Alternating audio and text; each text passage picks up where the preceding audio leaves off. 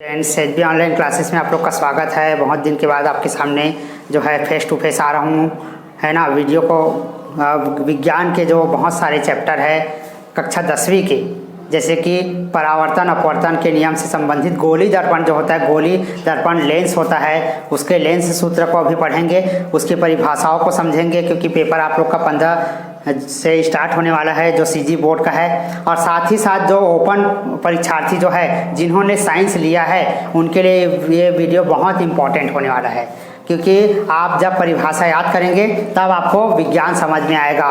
ठीक है, तो देखते जाइए आप लोग ध्यान से। अपन अब अभी पढ़ेंगे गोली दर्पण। गोली दर्पण से संबंधित है ना परिभाषा पेपर में आता है बच्चों 5 नंबर के लिए। ठीक है, उसको अपन लाइन से पढ़ेंगे। सबसे पहले तो यहाँ पर होता है ना फोकस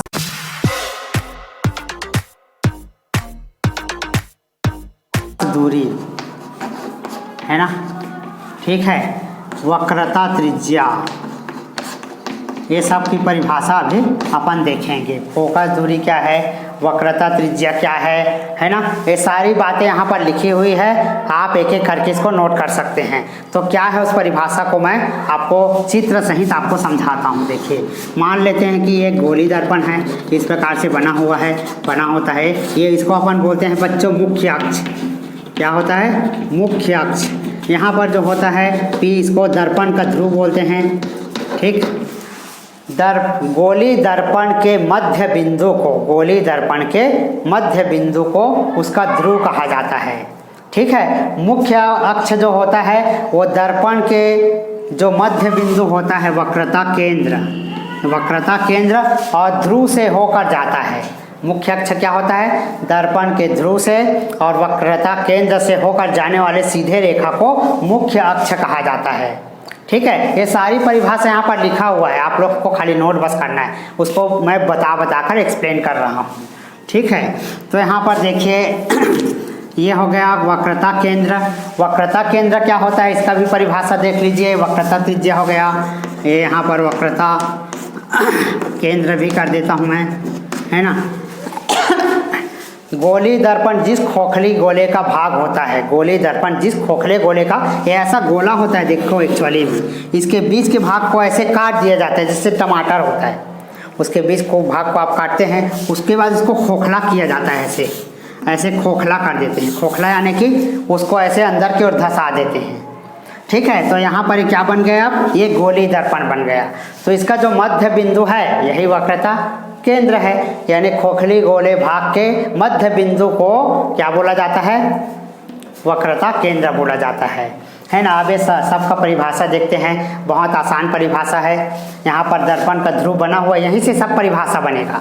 दर्पण के ध्रुव और ये फोकस, दर्पण के ध्रुव और फोकस बिंदु के बीच की दूरी को, यहाँ पर ये बीच की दूरी है, इसी को फोकस दूरी कहते हैं। दर्पण के ध्रुव और फोकस बिंदु के बीच की दूरी को उसका फोकस दूरी कहते हैं। ठीक है, और वक्रता त्रिज्या क्या है ना।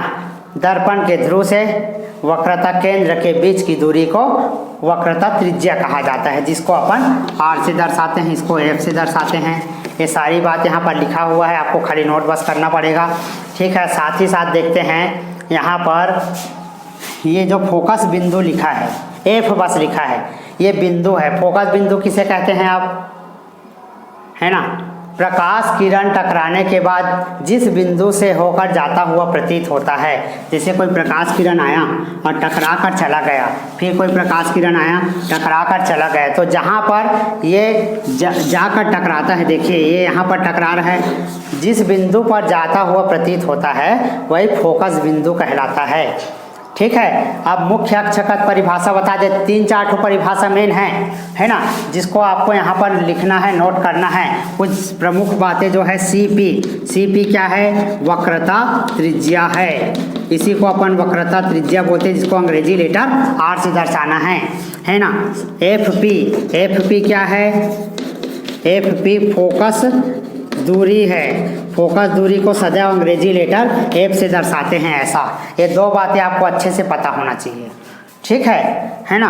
और कुछ बातें हैं जिसको आपको जानना ज़रूरी है ना। मैं यहाँ पर थोड़ा सा मिटा देता हूँ और अच्छे समझाऊँगा, है ना। ठीक है,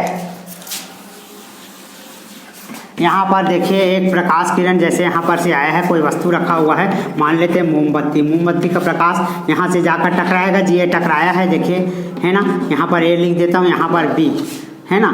तो इसी को अपने को समझना थोड़ा। ये हो गया वस्तु की दूरी। वस्तु की दूरी को अंग्रेजी लेटर कौन से दर्शाते हैं अभी देखते हैं। देखिए यहाँ से यहाँ तक की जो दूरी है उसको अपन बोलते हैं वस्तु की दूरी। वस्तु की दूरी को अंग्रेजी लेटर यू से दर्शाना है, तो हो जाएगा वस्तु की दूरी। वस्तु की दूरी जो है ए बी का मान कितना रहा है, यू आ रहा है।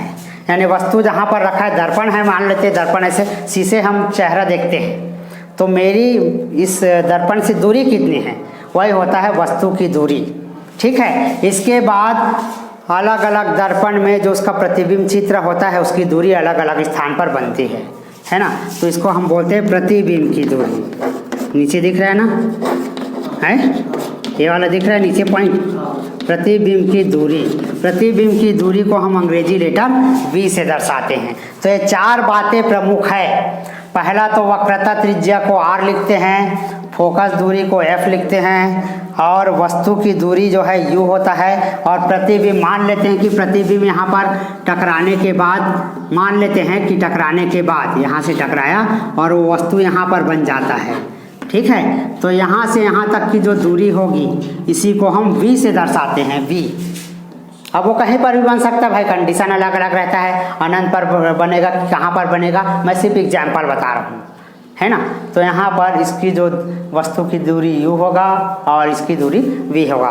तो इस प्रकार सारी परिभाषा जो है आप लोग नोट कर लिए। सारा परिभाषा ब्लैक बोर्ड में यहाँ पर ग्रीन बोर्ड पर लिखा हुआ है, आप कॉपी में नोट भी कर सकते हैं, स्क्रीनशॉट करके भी, है ना, नोट कर सकते हैं। विभिन्न प्रकार की प्रतियोगी परीक्षा के लिए मेरे चैनल को सब्सक्राइब जरूर कर दीजिएगा, क्योंकि मैं सारे विषय का जनरल नॉलेज, GK, है ना, रोजगार से संबंधित सूचनाएँ वीडियो बनाता हूँ। धन्यवाद।